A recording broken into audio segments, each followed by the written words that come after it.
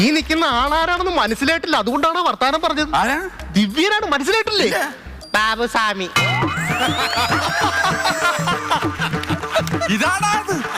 എന്റെ വീട്ടില് വന്നിട്ടുണ്ട് ബാബുസ്വാമി.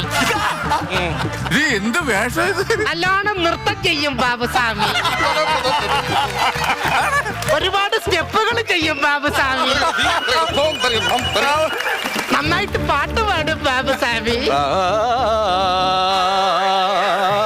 എന്ത് പറയാല്ലേ, ഓരോരോ കാലഘട്ടത്തിൽ ഓരോരോ രൂപങ്ങൾ, വേഷങ്ങൾ.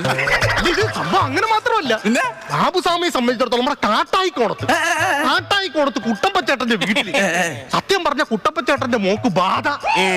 ഓ, ആ എന്തിനു വാശി എടുത്ത് എന്റെ അടുത്ത് പറയുന്നത്? ഞാനാ ബാധ കയറ്റി വിട്ട. എന്തിനാ അങ്ങനെ ചൂടാവുന്നത്? ഈ കുട്ടപ്പച്ചേട്ടന്റെ മോക്ക് ബാധ. അങ്ങനെ ഇതറിഞ്ഞിട്ട് ബാബുസ്വാമി അങ്ങോട്ട് ചെന്നത്.